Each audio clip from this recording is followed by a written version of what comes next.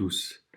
Vous êtes dans votre réunion de fraternité ce soir autour de l'évangile de Lazare, le 5e évangile du temps ordinaire. C'est un évangile long et magnifique, mais peut-être un petit peu difficile. Je vous propose comme porte d'entrée ce soir de, de nous placer d'abord sous le regard de chacun des participants de ces scènes.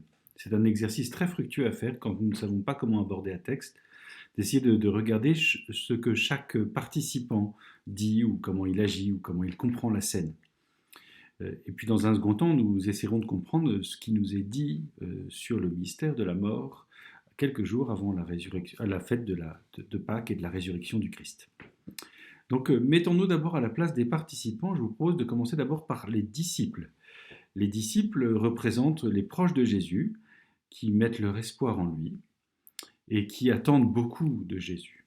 Et de prime abord, ils s'attendent à ce que Jésus ressuscite Lazare, parce qu'ils savent que Lazare est aimé de Jésus, de la même manière que chacun d'entre nous savons que nous sommes aimés du Christ. Donc ils ne conçoivent pas que Jésus puisse accepter la souffrance d'un de ses amis, sachant qu'il peut ressusciter Jésus. C'est souvent notre attitude commune. Donc ils ne comprennent pas l'attitude de Jésus, ils ne comprennent pas ce qui se passe face à la mort et à la souffrance. Pourquoi Dieu n'agit-il pas? C'est une question vieille comme le monde finalement. Nous avons deux autres personnages, Marthe et Marie, les deux sœurs de Lazare. Exactement comme la première fois, Marthe court vers Jésus, s'active, s'inquiète, elle est torturée, elle questionne Jésus, elle pleure, elle court au-devant de lui, elle est pleine d'action, elle est prise par l'émotion et l'émotivité.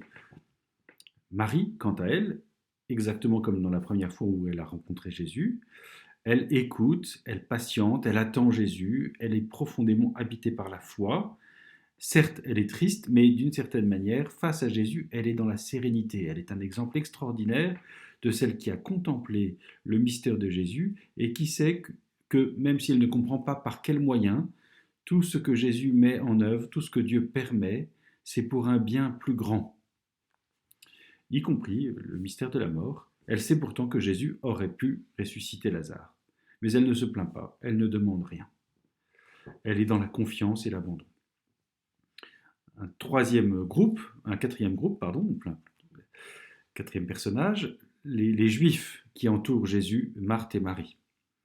Il y a dans cette catégorie-là deux sortes de personnes. Celles qui constatent et qui confessent donc l'amour de Jésus et qui, un jour, vont être appelées à croire devant le miracle. Et puis, il y a ceux qui se butent et qui ne croient pas en Jésus, qui ne veulent pas, qui voient tout négativement. Il n'a pas été capable de l'empêcher de mourir, donc il ne vaut rien. Et c'est ceux-là qui, à la fin, décideront de le tuer. C'est pas dans notre passage, mais c'est juste après. Et puis il y a le personnage de Jésus lui-même. J'ai oublié Thomas.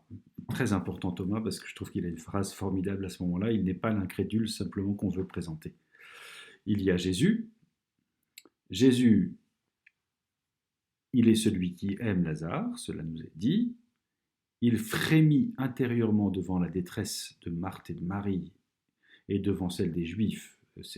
C'est un mot très fort, il est troublé en son fort intérieur. Bien que sachant qu'il est capable de ressusciter Lazare, sachant même qu'il va le faire pour la gloire de Dieu, il frémit intérieurement et il pleure devant la tristesse de ses amis et devant le drame que représente la mort et le péché. Il n'est pas insensible, il sait qu'en plus elle annonce sa propre mort, celle de Lazare, et sa propre souffrance. Donc il frémit intérieurement devant ce drame, il n'est pas impassible. Bien qu'étant Dieu, il n'est pas impassible de nos souffrances. C'est le grand mystère de l'incarnation, c'est pourquoi Dieu s'est fait homme, pour saisir à bras-le-corps toutes nos souffrances, il souffre avec nous. Et puis il y a Thomas. Thomas, lui, qui voit bien le drame qui est en train de se jouer, en arrière-fond de cette histoire de Lazare, c'est si Jésus revient à Jérusalem, il va mourir. Et Thomas, lui, est plein d'entrain, mais un peu inconséquent. C'est-à-dire qu'il est tout feu, tout flamme, mais il n'a pas toujours réfléchi toutes les choses. il est un peu excessif, mais c'est pour ça qu'on l'aime. Moi, j'aime bien les personnes excessives, c'est pour ça que j'aime mon saint patron. Et donc Thomas, lui, il dit, allons mourir à Jérusalem avec lui. Avec qui? Avec Jésus ou avec Lazare? On ne sait pas. Et puis, allons mourir à Jérusalem, c'est aussi un acte de foi qui est merveilleux. Il sait, il a compris d'une certaine manière, même s'il se détournera devant la crainte, il fuira. Lazare Thomas, pardon, est animé des vrais sentiments du chrétien. Il faudrait trouver un combiné entre Thomas, Marie, voilà, ceux qui croient, nous voyons bien. Mais en tout cas, il perçoit que Jésus aime, et même si dans un premier temps, avec les apôtres, ils lui disent, il le déconseille de remonter à Jérusalem, il y va plein d'entrain. Vous voyez comment ces différents personnages déjà nous disent beaucoup. Et puis il y a le contenu de notre passage, qui est bien étonnant. D'abord, il y a ces phrases de Jésus qui sont surprenantes. Oui. Cette maladie n'aboutit pas à la mort. Pourtant, quelques instants après, Jésus dit, Lazare est mort. Et puis il dit à un autre moment, notre ami Lazare est endormi. Est-ce que Jésus semble se contredire? Puis enfin, une dernière fois, c'est Marthe, je crois, ou Marie, excusez-moi, Marie, qui dit, je sais, non c'est Marthe, je sais qu'il ressuscitera au dernier jour. Et Jésus qui lui répond, celui qui croit en moi, même s'il meurt, vivra. Celui qui vit et croit en moi ne mourra jamais. Alors qu'est-ce qu'on peut déduire de tout cela? Manifestement, la mort prend 3 significations dans les paroles de Jésus. Il y a la mort issue de la maladie, la première mort, celle dont il dit qu'elle est un sommeil, parce que il y a une autre mort dont Lazare ne mourra pas.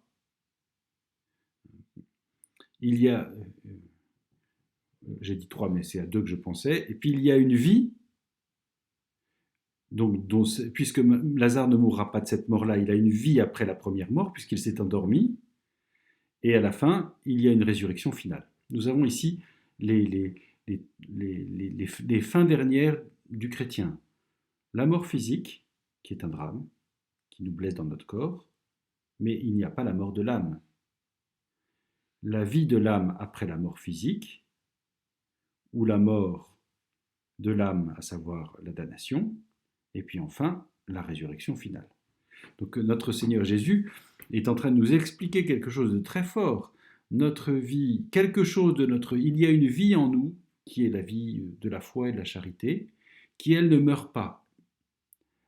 Notre corps s'endort, ou elle s'endort avec notre corps, mais elle est appelée à une vie qui perdure. Et puis un jour, il y a une résurrection finale, qui sera une résurrection du corps. Pour nous montrer la crédibilité de tout cela et sa puissance de vie, la puissance de vie qui est dans le Christ et à laquelle il nous appelle, il va manifester sa gloire en rendant la vie à Lazare. C'est la résurrection que nous avons lue dans notre passage. Il a en lui la puissance de vie éternelle, et celui qui croit en lui et vit de lui ne mourra jamais de cette mort définitive. Il est appelé à une vie qui perdure, et il s'endort jusqu'à une résurrection. Son corps s'endort jusqu'à une résurrection finale. C'est là la gloire que le Christ veut manifester en nous. Et il veut le manifester par cette résurrection de Lazare, dont nous savons qu'après il va mourir à nouveau. Il nous montre juste la puissance de sa résurrection dans cet événement.